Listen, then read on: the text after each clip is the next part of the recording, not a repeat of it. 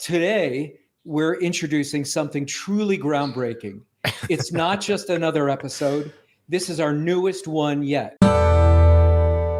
Welcome to Command Control Power, the longest-running Apple consulting podcast. For over a decade, we've delivered weekly episodes filled with epic tech support stories, troubleshooting insights, discussions about managing clients and businesses, and interviews with industry colleagues and vendors, all tailored for our pro listeners. We also offer exclusive content through Patreon. This private podcast feed is designed specifically for IT professionals, providing valuable advice and guidance on tackling the more complex aspects of running your practice, working with clients and employees, and managing device fleets. With a modest monthly contribution, you'll gain access to a wealth of advanced Apple expertise, meaningful connections, and a community driven by a shared passion for Apple technology. Visit commandcontrolpower.com and click support to learn more. Command Control Power is brought to you commercial-free thanks to the support of our incredible community. We extend a special thank you to our VIP Premier partners: Adigy, the leading Apple device management platform; Tidbits Content Network; Watchman Monitoring; Cirrus Partners; Electrona, the makers of Patch; and our newest VIP partner, Scout IT. We truly appreciate our VIP supporters and all of our patrons for making this show possible. Thank you.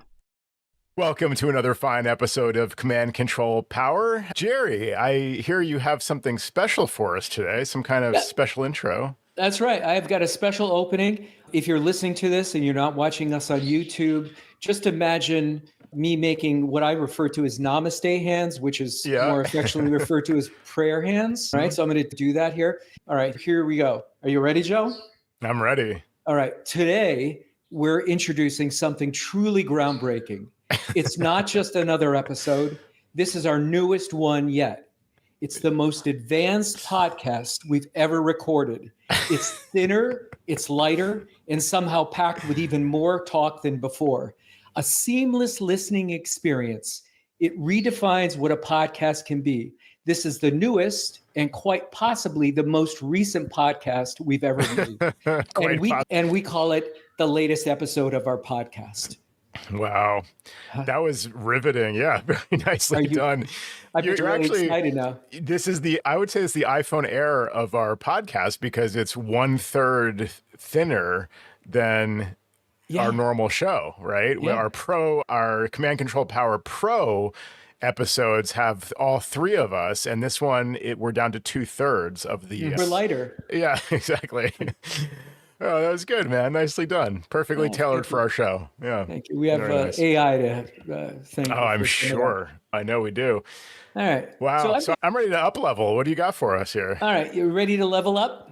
Yeah. Okay. All right. So I want to start out with a pet peeve. I most times order from Ubiquiti directly. In a pinch, I'll get it from B&H and I'll get one-day service, but sometimes B&H doesn't have it. And Ubiquiti does deliver on next-day service when you order from them if you're in a place that's not too difficult to get to. And I'm in a densely populated area, as are you, Joe.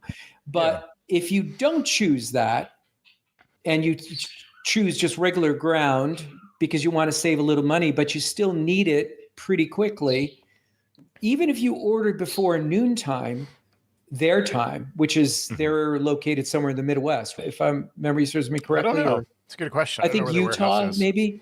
So I needed some products pretty quickly and ordered them in the morning, 9 a.m. Eastern time, so very early for other parts of the country. They didn't even execute the order for over 24 hours. Credit card was approved, all that stuff. It was no hang up at all. And so that it didn't put me at a disadvantage, but I literally had to wait a full week for just a couple of small pieces to arrive. It wasn't a huge order, $500 worth of equipment. In a pinch, you got to suck it up and do the next day delivery on them. There's no middle ground with them. There's no second day. And so that's just a little bit of a peeve. It's a good peeve. I experience that sometimes too. Like I ordered a backpack from Osprey recently. They make a massive variety, probably way too many different types of backpacks. And due to a shipping issue on their side from a while back, I had this coupon and we were ordering like one for me, one for my wife, and then reordering something for friends of ours that had gotten screwed up the first time around. So they had a return to do and they were waiting on this order with this replacement. Anyway, I needed to know when that would be so that I knew it would get there in time for their return that they were trying to do. Sure. And it just made me realize like every vendor other than Amazon, Amazon just has a really good experience with shipping. Like you just know it tells you what day it will arrive, which is all you really ever want to know. I don't need to know what your processing time is. And maybe it depends on whether it's a busy time or you just did a sale or something like that, where you have to pad that because you realize, hey, everybody on their mailing list just got this coupon and now they're probably going to increase their sales. And then my order is going to be somewhere at the end of the line or whatever. You have to think about all that stuff with every other vendor. But with Amazon, it's just, yeah, do you want it Tuesday or do you want it tomorrow or whatever? Sure. And they'll just do it. I think only once or twice ever have I received something from Amazon that says, hey, your order's being delayed. We're now not sure it's going to be the next day or whatever. And sometimes it's even sooner than they say. Yeah, that is rough when you've got a project that's waiting on this equipment in your case, and you just don't know how long it's going to be. That's right. So I've got a couple of technical issues of repairing computers that I want to discuss with you before we get into those. I just want to do another light topic. So what is your understanding? This just recently happened to myself and my wife. So we're both .me users, or at least I am, from way back. What is your understanding of if I send you a text message to .me, .jerry, or whatever it was, whatever my your iCloud, my iCloud identity, mobile me, which I'm still, which I use for personal stuff. If I sent you something from like .me.com and you had me entered in your contacts as Jerry@mac.com or Jerry@iCloud.com, would you get that? Is it your understanding? Because this was always my understanding that I would regardless get that text if we were both on iPhones and participating in iCloud message. Yeah, that's a very good question. My guess would be that it should work because Apple, of all companies, knows that those are interchangeable. So there's no such thing as you can reach me at me.com, but not mac. Or that's a bad example because I might not have a mac.com address. They know whether I do or not. But let's say if they know that I have a mac.com email, they know that I'm the same person at me.com, just by definition. So why wouldn't they just deliver that? That's not the case. So I just found out, just the other day, and was sending some messages to my wife. Nothing. She was at the grocery store, pick up pickles. I need more pickles. Yep. But something else about we're looking for a new dog, and one of the dogs was marked down at one of these puppy mills because we're looking at a puppy mill. As much as we want to do a rescue, our last dog was a rescue. So one of the dogs was marked down, and I sent that message to her. She didn't get any of the messages that occurred during the day. And I don't know why this hasn't happened before or manifested itself. Now she's still on Sequoia. I am on all my devices on Taco, the new operating system. macOS Taco. Yep. macOS Taco. I don't think that's it. But as soon as I added that, and again, I might have sent it to her using iCloud.com, but she had me entered in her contacts as Jerry@me.com. As soon as I added another email address, all of a sudden, everything showed up under that unified thread. It wasn't like she didn't get two separate threads on her iPhone. She was just missing the messages completely. So how did you solve it? Sorry, you added it on her side, like to your contact card on her side? You added your other addresses? I added all those variants of the me, iCloud, Mac as individual entries, and then all of a sudden, everything to... Got it. I guessed wrong here because I was thinking the way to tell the way... Sorry, it gel. I said quell. Quell. Okay. Doesn't work. Gel. Yes. Gel. So I looked in the settings here I had to find my way to the screen, but settings, apps, messages, send and receive. The classic screen you always direct your clients to, and you have the options for, you can receive iMessages to and reply from such and such addresses, and where do you want to start new conversations from? And they always tell you the only one is checked on the bottom, and that's because you can only start new conversations from one address of the ones you've got selected above. Okay, so that all makes sense. So I was trying to remember whether they're broken out in that screen, and they actually are. So I have my original 20-something-year-old my address at mac.com listed there, along with the at me.com and at icloud.com variants. All three are listed individually, and you can check them individually, Right. uncheck or check them.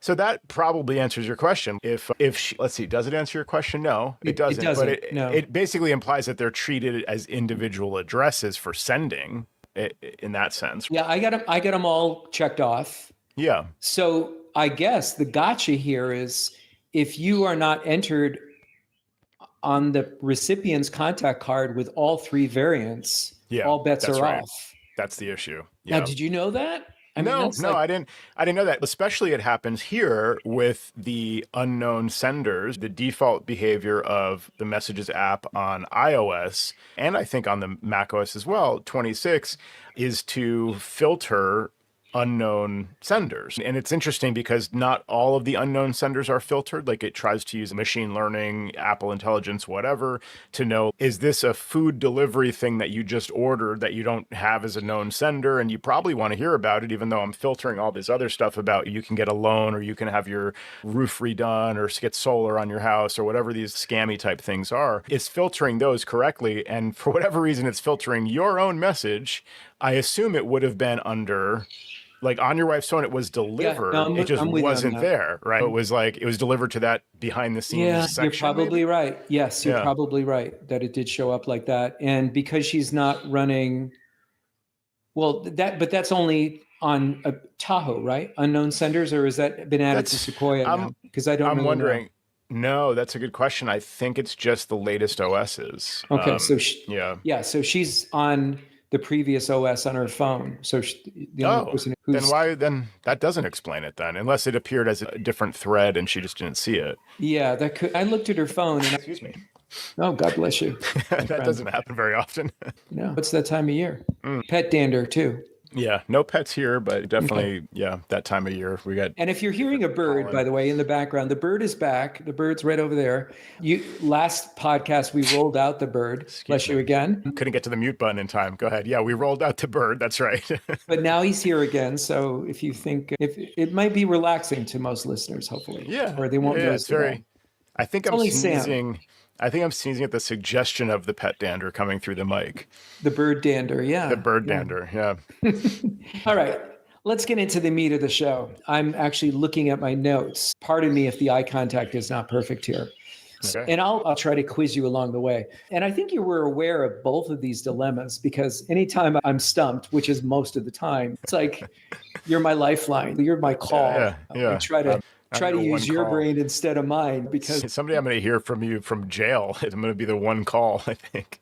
I call you Joe AI these days. Nice. All right, let's see if I can live up to that reputation. Yeah, so you helped me in both cases. I had a call from a non-recurring client, a new client, that he had an iMac Intel, and he claimed that he was upgrading to Sequoia. So this is before any of the Taco releases, and that he said he couldn't download the files on his computer. And he initially reached out to Adobe because he was he was a video editor. And he was using an Intel iMac, I think, with 4 internal terabytes of storage. So he paid up at one point for this computer back in the day, because that was probably all that was available to him, at least from what he conceived. And he tried to reach out to Adobe because he was having trouble saving his Adobe files. And that was his first red flag that he knew something was wrong. So he reached out to Adobe. Adobe could not do any kind of a remote screen share with him at all. And the problem was, like, he would get a message like he would open up like Lightroom and the libraries couldn't load at all. So he does still photography and also uses Adobe Premiere for video editing as well.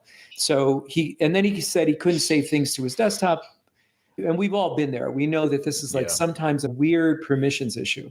So I was able to establish, I don't know how I was able to do this, with Splashtop SOS and connect to him. And of course, I'm using the secret squirrel Adigy workaround because I've let my Splashtop lapse. If you're a user of Adigy or if you're not a user of Adigy, Adigy has Splashtop integration baked in to their products. So it's not any extra for you to use these Adigy products within within your regular subscription. Jerry, can I add a tip there without derailing your Sure. story, just related to Please. Adigy and Splashtop? So I was not aware of this, but apparently as of like macOS 14.4 or something like that, or I think it was 14 something, when Apple, this wasn't Sequoia, was it? Anyway, when Apple implemented the new like screen sharing API that caused some issues initially and like repeated pop-ups and things, and we all went through all that, and it basically worked itself out. Around that time, once Splashtop started using that new API, apparently it became possible to use a PPPC profile to allow screen sharing like through Splashtop, the outcome being that you can actually make a Splashtop connection using Adigy without the user being prompted to approve that. They normally would have to go in and check the box or turn on the switch for screen recording. So were you aware of this? Because I just read this like yesterday and I was really surprised. I've often wondered why when I enable Adigy on a client machine, sometimes I don't have to go through all the handshaking that I would normally do if somebody downloaded SOS. There you go. That's probably why. I use it all the time with Live Desktop. That's the primary way I connect to machines, but I was avoiding using Splashtop as the backup in those cases because I thought the client would get a prompt and and I'd be stuck or whatever. I use it for the one-offs, obviously. Right. But anyway, just something to try it if you haven't yet out there. That's a great point. And the little secret workaround that I'm mentioning is Adigy also supports iOS devices, and they do have Splashtop integration baked into that. And so all you need to do is go to any of your devices that are iOS based, open up that device, click on the Splashtop link or the Splashtop prompt for the 9-digit code. And if you put that in, it'll actually connect you with the user who's not related to that machine, who's downloaded SOS on the fly. And so you can use that as a portal to reach them, which is it's a amazing. Great tip. Yeah, really cool. So you don't need a license for Splashtop. You save hundreds of dollars a year just alone with that feature from Adigy. Exactly. Hats off to Adigy. So normally to resolve a permissions issue, I usually have the user, and I was working initially remotely with this person, is we have them log out or try to create, not log out, but in the admin user that they're using to go into system preferences, system settings, and create a new admin user. So this person was able to create a new admin user.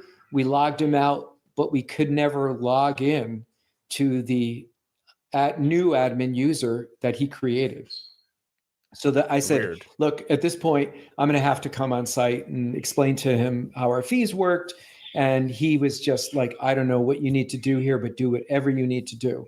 So it was a little bit challenging for me because ahead of time, I was already in the back of my mind figuring out like I may have to back up this person's computer knowing it was 4 terabytes. And I don't have any 4 terabyte SSDs hanging around the office. So I had to order up a 4 terabyte SSD. I think I did that in advance of the visit. So I go over, I take a look at the Mac, I boot into recovery partition, and we run disk repair.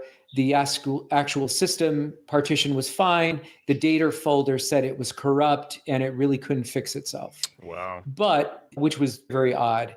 So there was really nothing I could do at that point. It wouldn't have made sense to put the computer in shared disk mode or target disk mode in the case because it's an Intel machine, because what would I do? And I'm running on my laptop now, I'm running Tahoe, and I don't want to. So I ended up doing, by the way, as a sidebar to this, I ended up doing file system check through the, what do we call that? Single user mode. Okay. Yeah. I had to bring it back to the office. That did not work. File system check said, I can't fix this. I had the 4 terabyte hard drive. We did know he was on Sequoia, so I knew that's what I would have to put back on this machine. With Carbon Copy Cloner to the rescue, I started to run the copy. And now I had the copy. I actually ran it twice because I was a little superstitious just to make sure I grabbed everything. Yeah. And then I reached out to the client and I said, look, this is what we need to do. I need to wipe your drive. Yeah. I have a copy now. I want you to be full disclosure that we don't have any other backups of this computer. I need you to approve the next step that I'm going to do. And I'm going to tell you, this is what we need to do. So he approved it. Reinstalled Sequoia, created a test admin user, opened that up, Sequoia was fully up to date, ran Migration Assistant from the carbon copy cloner backup. No fuss, no muss. We booted in and everything was great. The one thing I didn't mention was, and it actually ended up being a red herring. When I initially picked up the computer and I could see it in person, I went to the user's home folder. I was like, this is really strange. Like, why can't I not create another admin user? Yeah. But it was the data folder, that the structure of the data folder was so badly corrupted. That's why. But his user home folder was called something like johndoe.me.com or .icloud.com. And I've never seen a user folder with a dot in the name. And that was really weird. And I asked him about that. I said, like, how did this come to pass? And he claims that it just happened. And I did find, and again, I didn't go down that rabbit hole, but I did find some sort of a reportage where some of the people, if they're using, and this goes back to the .me days, that if they go that far back with Apple, that some users were claiming that they were renaming the home folder with that type of an identity. Now, when I finished up this job, and because you gave me some guidance on this, just some steps to try and best practice and that sort of thing moving forward here, I did tell you and report back that Carbon Copy Cloner fixed everything, reformatting the drive, starting from scratch. And you said you would have fixed the home folder with the dot in it. And I thought everything's working. My style would be let sleeping dogs lie, and maybe we'll do that as a follow-up if there was a problem. Yeah.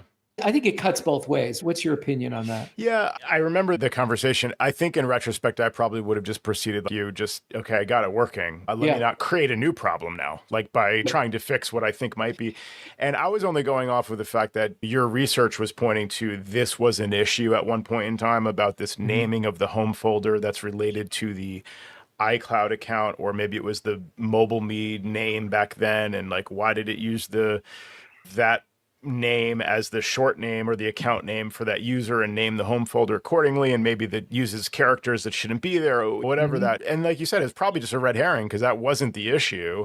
And so, yeah, ultimately, if you got the machine booting and working all correctly and that it was still named that way and it was fine, I would have left it also. I don't think the thing is like, sometimes you'll research something because you notice something like, hey, this is weird. The home folder's named differently than I usually see it. And you research it. And of course, the only results you're going to get are people that have that and quote unquote issue and maybe are speculating that it's causing something and like, who knows if any of that's true or not. You're not going to find people that say, hey, just so the internet knows, my home folder is named John Doe at iCloud.com and I'm not having any problems. You're not going to find an example of somebody saying my system has this symptom and it's not a problem. You're only going to find problems where you go looking for them. So it's very easy to find red herrings like that. And that's why it's hard to actually determine, is this a real issue? And oftentimes it's the client bringing it to our attention. Oh, I looked into this and I see that a lot of people are having this issue. And I'm like, I love when they say that because I'm like, I've never heard of this issue before. And I've been doing this for 21 years and I have hundreds of Macs that I'm responsible for. Like I haven't seen it once. So I don't know about everyone having this issue. Yeah. And interestingly, the home folder did have this dot in it and it seems fine. So, and I have not, it's been probably at least 2 weeks now and haven't heard back from that client. And he was certainly happy to pay up for all the work that I did behind the scenes. And I told him I literally spent a long time because my initial track was to see if I could just fix it somehow, because that's your inclination. If it's a permissions issue, maybe we can, when you get data corruption or the data folder is corrupted from the recovery drive, all bets are off at that point. You have to reformat. I would compare like this general approach to, you're talking about software realm, right? Fixing the problem by going in strategically or with a scalpel, how do you pronounce it? Anyway, to carve out the problem and replace and fix and whatever, like in a software sense versus the nuke and pave approach. You could compare like that that approach to on the hardware side, you have logic board component level repair versus replace the logic board. So there are companies out there that will take the logic board with all of the issues that it has and desolder a component and replace it with the working one. And you're talking about a resistor or little very tiny components that need to be replaced and tested and fixed on a individual basis. I've never been into that kind of repair. I haven't even ever done probably a logic board repair. I might have replaced an airport card or like that type of thing back in the day, but those are discrete components that you can take out of a slot and put back in. With software, so with that hardware, Apple's approach would be replace the whole logic board. If you're working at a Genius Bar, they don't do any of this anymore, but back in the day, you might replace the entire component. You wouldn't be sitting there with a soldering iron in the Genius workroom in the back there trying to fix little things. Similarly, they have that same approach with software. There's certain little software fixes they might do that are built in, but they're probably not running commands in the command line most times. They're probably not doing that kind of like surgical level repair. They're going in and they're just, as we joke sometimes, they're nuking and paving the running system, hopefully with a backup. But this approach worked for you. You made your backup, you nuked and paved, and you restored from backup.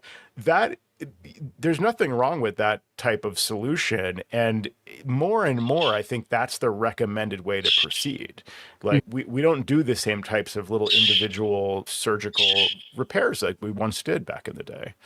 The other thing too is it's much, much better for me to back up to a known working hard drive that's an SSD than to deal with some client machine that's there. So now you're dealing with two pieces where you don't even know if this backup is a viable backup sometimes. And it's usually rotational and it's more problematic. And then if they're using something like Backblaze, in both of these stories, the client had no backup. Then you've got we've talked about this on another show. If you need to recover from Backblaze and they have to send you a drive, be prepared to wait 3 or 4 days, even though they FedEx it to you.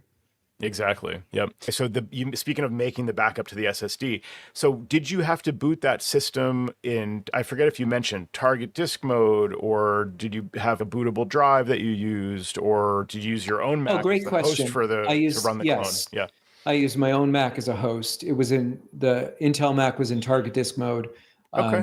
Yep. Wow. So you're running Tahoe. So you're able to, with your booting Tahoe machine, client machine in target disk mode, you were able to use Carbon Copy Cloner to clone the client machine to the external SSD. And that's right. Yeah, it was a workable Sequoia backup at that point, or clone that became the source for migration, I should say. Indeed. Nice. Very nice. Speaking of Backblaze, I had an issue come up where I realized that some of the primary data was not included in the Backblaze backup. And Backblaze is pretty generous with servers and things that are quote unquote servers. It's a Mac Mini that is hosting a lot of data via file sharing and all with external storage. Backblaze will back up the external storage, no problem. It will also back up internal storage. But there are certain excluded locations, and some of those locations can have primary data. For example, FileMaker. FileMaker server has a folder in the root library folder for its databases. And sure, you may not want to back those up using Backblaze because they can't be like locked to run the backup, whatever. You've also got, therefore, internal backups that FileMaker makes that are also in the root library folder by default. And what I realized was that location was not backed up by Backblaze. Luckily, this was not a catastrophic thing. It was something I realized as part of another thing I was working on. But I thought to myself, let me see if that is in Backblaze, because I'm explaining to the client like where the backups are for different things and this and that. And I was about to say, and the FileMaker backups are also in Backblaze. And I thought, let me check that before I put this in writing. And sure enough, I realized that because we were using that default location. Now, we had the databases stored on external storage originally and then moved them to the internal storage of the Mac Mini.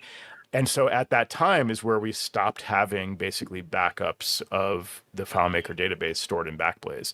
So I had to go in and learn how to change the backup location, or actually add a path in FileMaker server. So leave the defaults as they are and then add a backup schedule to also back up another copy of the database. It's a relatively small database to the external storage, which itself is all included in the Backblaze backup. So check your backups is my point, especially if you've got some non-standard stuff. And this may come up with things like even just Google Drive or other cloud syncing services on a client Mac, where by default, if those files are not downloaded to the Mac, they're not going to be included in the Backblaze backup. That's right. I've had a case where those things can slow down the Backblaze backup or create errors that aren't really there because it's trying to back up the temporary storage and not the main. So just check that stuff if you have any non-standard systems on your Macs. Yeah, it's great when we could say, oh, we're going to abandon this local storage and we can be completely reliant on the cloud for these backups. Yeah. But the other, as you were mentioning, FileMaker Pro, the other one is, and again, less and less clients are actually using Mac Practice, but it's the same thing with the Mac Practice backups. And so it was always really important to attach a local drive as your first. Not even a local drive, Dolly Drive, man. That's why they recommended Dolly Drive. Good point, Joe. Good point. For Mac Practice. Like the origin of the Dolly Drive recommendation was Mac Practice. Disc on my bingo card. There we go. All right, we've covered it for the day. Yeah, no, exactly. God forbid you were relying on Dolly Drive. I can't even imagine what that would be like to try to go for those backups. But that's a great point, that if you need to check that your critical services are backed up in all your various ways. Exactly. All right. So you were going to go into another technical issue. Yeah. So I got another client call. Again, not a regular client, someone who found me. So that was good. And both of these clients were reasonably close to my area. So that didn't have to drive miles and miles to get to them.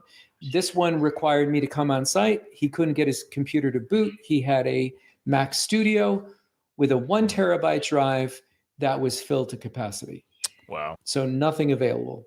And we did, of course, some of the basic things like boot off of the recovery partition when I arrived. We couldn't even do that. Let me see if that was correct. I'm looking at my notes here because the two were reasonably close, except one was Intel and one was Apple Silicon. So we were able to boot into the recovery partition. Oh, this is great. So the Macintosh HD volume, the system volume was fine, and the data volume was fine. But we were still looking in disk utility off of the recovery partition, and there was just no space available. Wow. So I put the Silicon Mac into shared disk mode, which essentially is like having an SMB connection to your computer. I read this in your post on the Mac Admin Slack. I forget, maybe it was the ACN channel. And I forgot about that. I was thinking that when you do that new method of enabling this what they now call shared disk mode, I thought it was basically there was a way that it would operate just like target disk mode, be a direct attached storage device, but it's not. It's a shared volume on the network, which is really strange. I never realized that. And this is confirmed by Mike Bombick, who I actually reached out to because I was having a problem with Carbon Copy Cloner with this Mac in shared disk mode, this Mac Studio. So what we did before I took it back to my office to start to do almost the exact same thing as we talked about with the other Mac was I connected via shared disk mode with my computer. And this guy was a home hobbyist with music. So he was running things like Pro Tools and some other music apps and plugins and stuff like that. So we found in the shared folder on the Mac, this like big, I forget what was like a string samples or woodwind samples. And we moved those off to one of his external drives. So I moved it off on my Mac from the shared disk mode. Oh, wow. Pulled it out of the shared folder. We copied it over. And then I deleted that folder in the shared folder with my Mac onto the Mac Studio. Yeah. Try to reboot it. Won't boot again. Boot into recovery mode. Open up disk utility. And for a moment, disk utility showed that there was space available, like 20 gigs. It gave back about 20 gigs. It was big. And then it went away. Weird. Yeah. So I knew it was almost like an identical sort of thing where somewhere along the line, something was cooked. Weird. So I told him, I'm going to have to bring this back. We're going to need to back it up. And my advice would be that we just reformat the drive. He was running. Didn't know what OS he was running, and so actually the way I was able to find that out, and I forgot where this actually lived, but I have it in my notes here that if you go to System Library Core Services, there's a System Version P list. Okay. Yep. And that'll tell you whether it was on Ventura, because he thought he was on Ventura. As it turned out, he wasn't. He was on Sequoia. So that was good to know, because once I did the clone, I wanted to put back the exact same OS. I didn't want to have any problems here at all. That's right. So same methodology. I take it back. Now I've got to hook it up to a monitor temporarily to make sure that I get it into shared disk mode, because you do that from the recovery partition with Apple Silicon. And I fire up Carbon Copy Cloner. I've got my clone drive all ready and available. And when I tried to grab the actual shared disk, which showed up as like Macintosh HD, and I tried to drag and drop it into the source compartment on Carbon Copy Cloner, it wouldn't add. So then I manually tried to click it and then just direct through the file system to it. It wouldn't add either. And this was really weird. So I reached out to Mike, and Mike Bombick. Again, kudos to Mike Bombick for always being there. You may not talk to him if you send in a support email, but it's like these guys are just like literally sitting by their email boxes, refreshing it every 60 seconds because their response time is so amazing.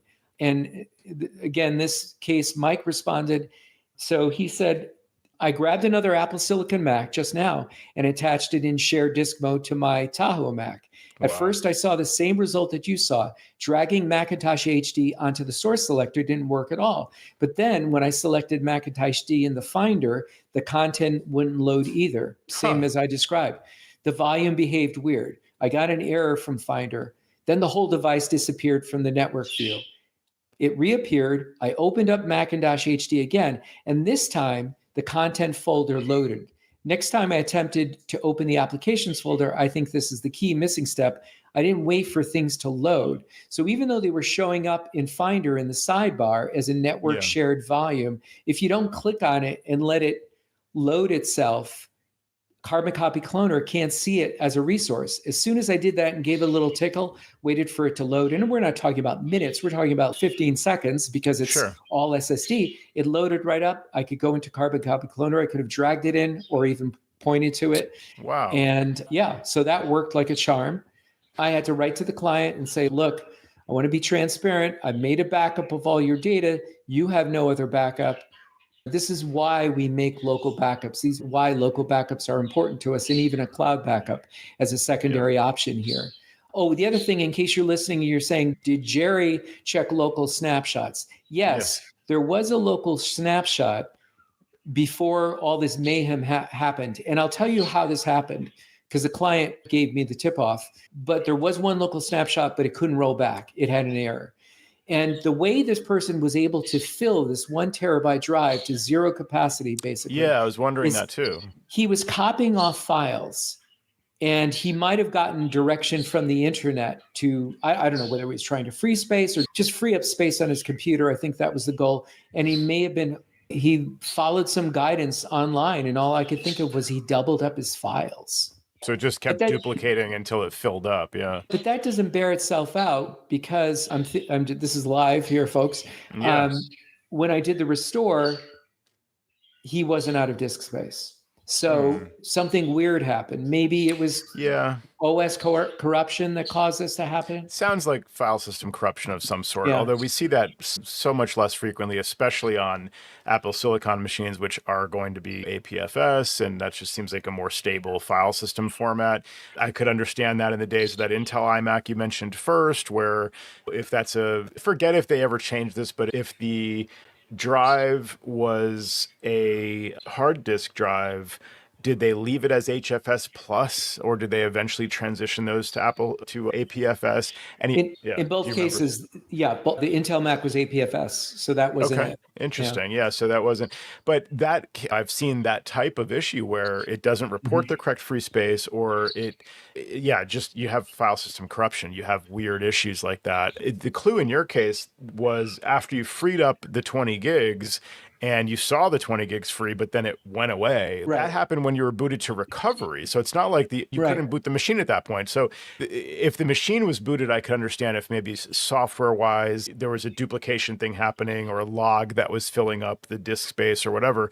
But if you're booted to recovery and something like that happens, then it's not OS related. It's probably file system related in that Exactly. case. Yep. So Yep. that's a good conclusion. But wow, two with the same kind of general process there: backup, nuke, and pave. You could work at the Apple Store at this point if you had a little extra free time. Someday you and I might be geniuses, but not quite yet. Not quite. Yeah. I think we have a long way to go. I think we have to learn more about reformatting drives first and asking questions later. I was going to say the mistake you made was making a backup and then checking with the client first, and you should have never checked with the client first. You just nuke and pave. You got to ask questions later. That's really the approach. And hand them back. In both cases, hand them back a machine that was empty Mac, right? with a new iCloud identity too. Yeah, exactly. A third, like a new iCloud, brand new, fresh machine. None of your files, and congratulations, you've got a new email to manage now. Yeah, that's great. The other thing too, a good point was usually we see this weirdness with some upgrades. Like sometimes they push out Sequoia and Ventura, and so people experience issues along these lines. But in both cases, the first user upgraded to Sequoia, so that may have been an upgrade issue. Okay. He didn't know exactly when this went sideways, but that's probably when it happened. Whereas the other guy just filled up his drive. Filling up the drive, I still wonder, was it log files? These are the cases I see. Where, there are a couple of things I've seen recently.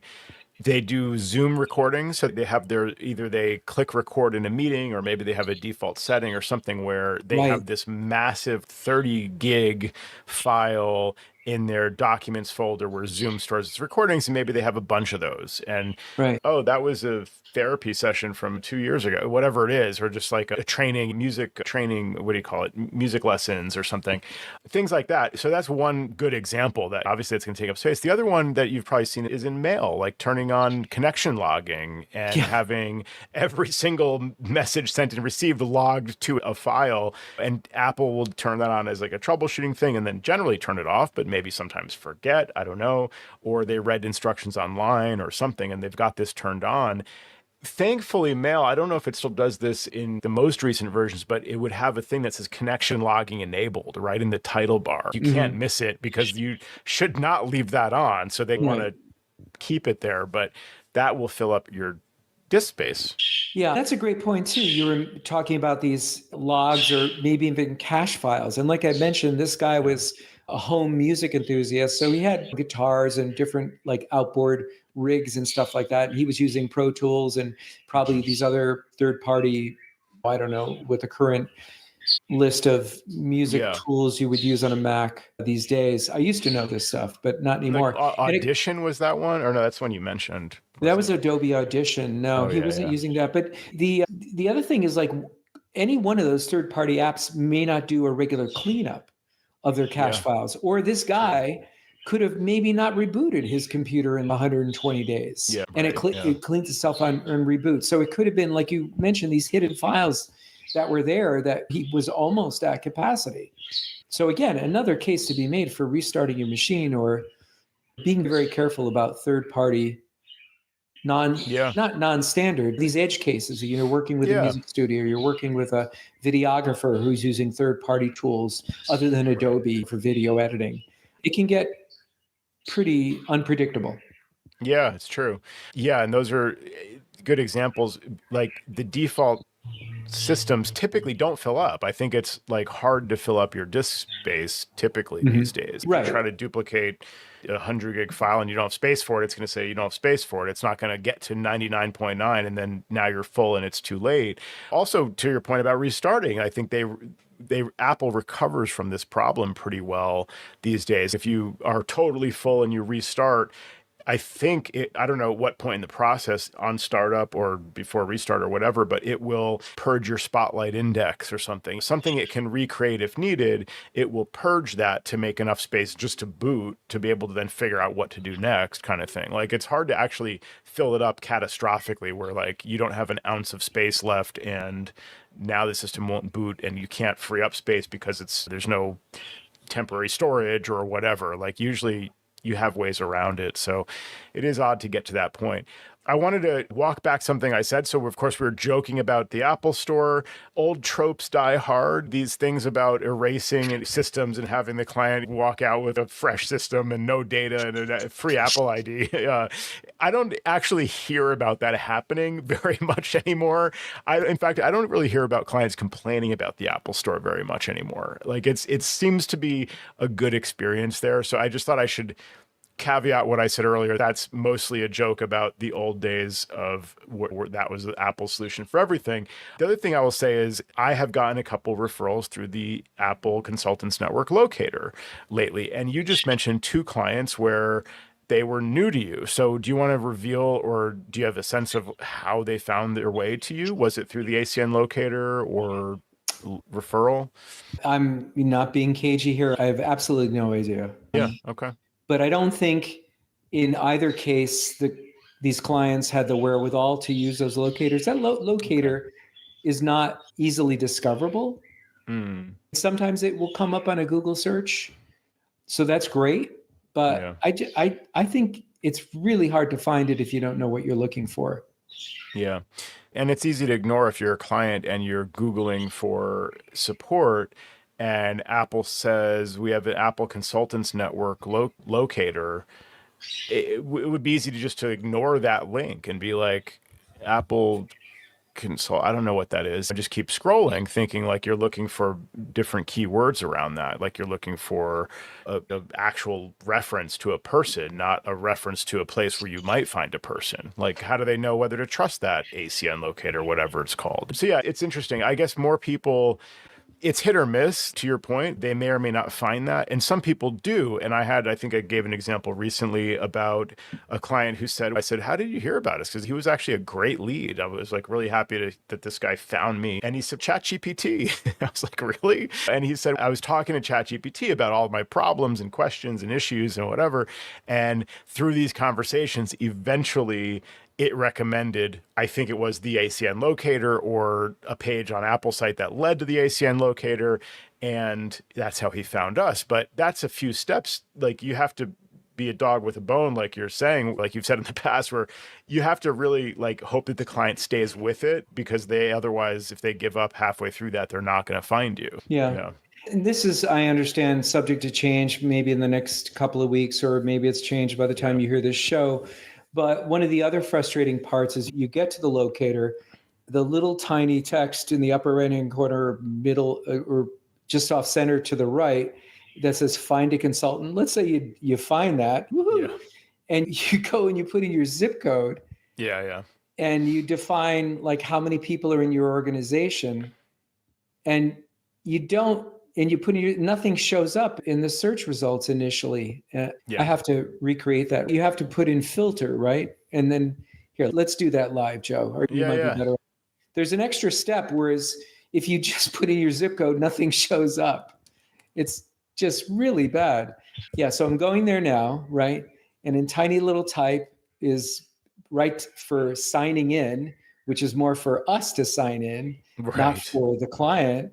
The tiny thing, find a consultant. We tap on that, select your type of company, 1 to 9 employees. I'm going to put in my local zip here, and then nothing shows up. I take that back. Is that new? Wait, can we pause there? 1 to 9 employees. I thought that recently, up until very recently, it was like, how many 100 employees do you have was the question. It was like 1 to 100 to 500. It was like these big chunks of, so that range of 1 to 9, actually, I think that might be new, no? It very well might be. What I was grousing about, and it doesn't seem to do it anymore, is if you did not select the range of employees you had, you could put in your zip code and hit submit, and you would get no returns. You would get no hits. But I think they fixed that as well. So it won't submit anymore without selecting the number of employees. You can't even click the submit button, so you can't make that mistake again. Yeah. Interesting. The other thing I wanted to mention, and I know we're coming to the top of the hour, was never underestimate how clients, and I can think of other words, but I won't because I'm being nice, how clients really don't understand technology. I'm work with a guy, he's on our plan. He's got a number of employees, one of our bigger clients, lovely guy. always appreciative of the work that we do. And there was a changing of the guard, and the person that was originally managing the office wanted to enroll all the devices in MDM. And I told them that, of course, we could do this with Adigy. And this person wanted to take it on themselves to try to self-manage this. So I'm like, Right. okay. And so this person ended up enrolling with Jamf Pro. And since that time, that office manager has moved on. I'm back in charge of the mobile devices, and I could put them through Adigy, but it was a lot easier because they did scorched earth on all the devices to get them into Jamf. So I was just going to leave it like that for the moment. And Jamf really doesn't cost any more, any less than it can get a little bit expensive. And it gets me to work a little bit more with Jamf Pro. Yeah. So one of his employees loses their phone. And before he reaches out to the carrier, he asks me, is there anything I can do in the device management to forward the number to her personal cell phone or to set up voicemail? And I'm like, no, this is not what it does. It's not what it does. And I was so surprised that he asked that. Kudos to him that he reached out to us first. And I said, where this is really effective when a device goes missing is I could put it in lock mode or lost mode, or I could even remote wipe it next time it connects to the internet. And he never got back to me, never heard about the phone. And I said, okay, if you order a new phone, just let us know because we need to re-enroll it before you give it to the employee. And that was that. And that was over a week ago. We never heard back. Yeah, wow. Just leave you scratching your head. Right. Exactly. Whatever happened with that? Did they find it? Or who knows? Yeah. Yeah, it's interesting. I was having flashbacks for a second to my Frontier debacle where the client was using this Frontier phone lines forever, copper lines. Frontier shows up, tries to switch to fiber, says we can't do that. This is my client with the elevator. And they Speaking of old tropes. Yeah, I know. Then they leave, and then now the next day the phones stop working, and it's now this touches up this whole thing. And eventually, so now new phone service, but still using the Frontier copper phone lines, now eventually switching to a new service with all VoIP-based lines, which is what we had recommended originally. So anyway, that's all solved. But in the midst of that, the reason we accelerated the switch to VoIP-based system is because the Frontier lines were giving her issues again, and she couldn't call out from the home phones. So I'm saying to Frontier, the phones are down. I need to be able to receive calls to that number. Can they just forward to her cell phone? Sure, sir. I understand you would like to set up call forwarding? Yes, call forwarding. Okay. But I can't use the current phones because the phones are down. So because the phones are down, I want the line forwarded to the cell phone. This is like so obvious to me. Anyone like intuitively would understand the goal here. What is this? So they look up the instructions and they say, okay, pick up the phone and dial this number. I said, the phones don't work. That's why I'm trying to forward the number. I can't use the phone, so I can't do those steps. What do you not understand about this? Wow. Oh, I'm sorry. I understand. Of course I understand. And then they go back, waiting a couple minutes. They come back on the line. Okay, I think I have something here for you. And they go through the same instructions. And I'm like, did you forget what we were just talking about? It doesn't work. So it's a very valid question. Like, how can we now bypass that phone that's lost? We want the calls to come into the office or whatever. But you can't obviously pick up the phone and type in something on the phone. But AT&T has a solution for that. Like, you can do that on the carrier side. I was just like, but it seemed like everything we could do in this case with Frontier, they just don't offer that service. And they told me it's for security. Eventually I got like a third person on the phone who said, because it's for security. We had some issues where people were having someone else's phones forwarded or whatever. And I'm like, doesn't mean you should take the feature away. Like, you should have better security then, because it's ridiculous if my phones don't work that I literally can't receive a call or voicemail or anything. I was just surprised they didn't have a facility for that. So I guess partly I sympathize with your client thinking there must be a way to do this. I wonder if the management software could do it, but it shows, as you were saying, this fundamental misunderstanding of like, where does that happen? It's in the what world layer? Of the carrier. Yeah. Not the what layer of, like, that fits into iOS. But yeah. Interesting. So you're getting in the Jamf world now. You're comparing and contrasting with Adigy. That would be interesting, I have to say. I know Sam is also in that world, so I'd like to understand more about both, but I just haven't had a need to look elsewhere because Adigy does what I need. Yeah, I don't know. There's little navigational paths that you have to learn. There's little quirks to the system. Yeah, Everybody puts on their pants the same way. Yeah, I, makes sense. I'm not. I cannot say in any shape or way that it's better. Yeah, I yeah. don't think it is. It's about the same. Yeah, I pick up on things from the various channels, like where people, the types of questions people are asking about Jamf versus Adigy, and you can start to understand philosophically where they differ and things and the approach and all that. But yeah, it seems like if it achieves the goal, it's like whatever. It's best to specialize in one platform where you can. So it is, but it's also good that I had this sort of baked in experience. So now, and anytime I can tell you this, that is absolutely wonderful, is when you pay up for that pro subscription, and it costs you a little bit more than if you did this strategy, you could pick up the phone, call the people in Minnesota, and they are wonderful for giving you phone support, and they're available right away. Wow. So that is a nice feature. And they're a very big infrastructure. So I would imagine that when a lot of capital investment, so they're able to offer that to clients, and that is a nice feature.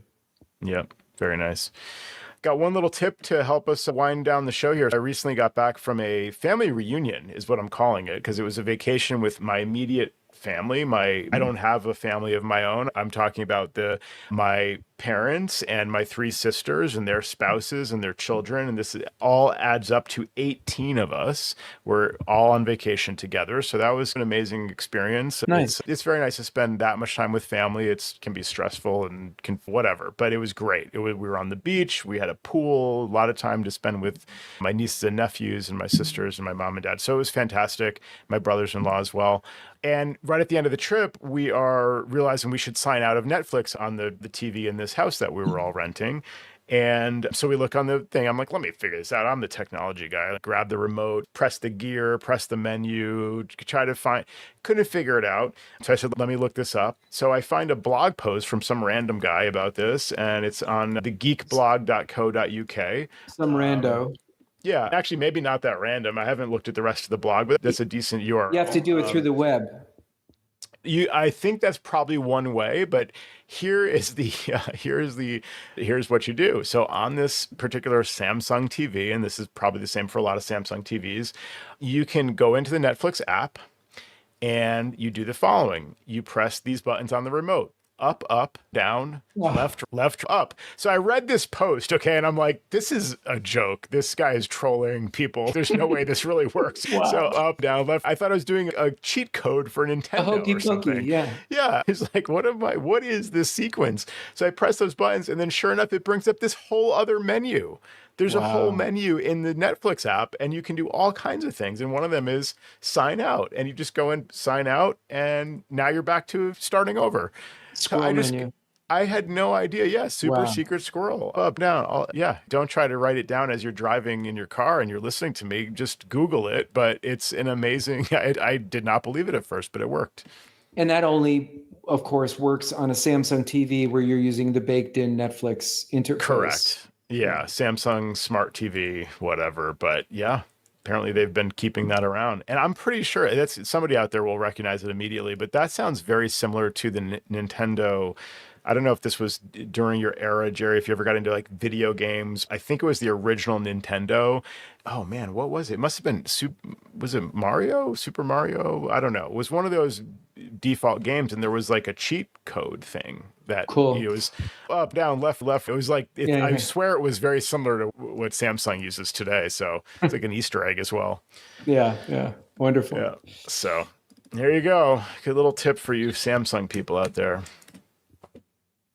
This has been another episode of Command Control Power. We are thinner and lighter than usual, so it's the iPhone Air of Command Control Power, as Jerry mentioned at the beginning. And It's our newest episode ever, Joe. it is our newest episode ever. That's right. We've been hard at work for the last year to bring you an episode, and so I hope you enjoyed it. And next week we'll be back with the release of Command Control Power Pro with even more longer battery life. So you can look forward to that. It's a win-win. Yep. Up-level your consulting game. Special thanks to the following community members whose strong monthly support has sustained us for all these years. Ryan Gowdy, CoreCompetent.com. Weldon Dodd, Kanji.io. Richard Wingfield, EnvisionDesign.net. Adam Rice, AskAdam.io. Mac Admins Podcast, podcast.macadmins.org. Tim Nyberg, TheMacGuys.com. Michael Thompson, Origin84.com. Matthew Waples, Waples.net. Tom Puls, BoxIT.tech. Jerome Potters, PITPro.nl. Steve Sorbo, MacSOS.biz. Andy Espo, CallAndy.com. And Nate Sinal, WeAreScout.com. Thank you all very much, and thanks to our patrons at every level of support. If you enjoy the show, we really would love your support. And if you already support us and can increase your monthly pledge, we really do find that encouraging. CommandControlPower.com and click support. Thanks very much for listening and for supporting the show.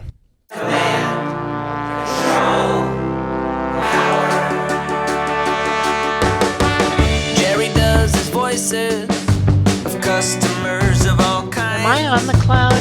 Joe spins his deeply detailed yarns all the time. I have a whole story about this. Sam is on the road again, phoning in from a hotel. At least we know where I am. Half a century combined of Apple expertise right now. Right now. My Mac is slow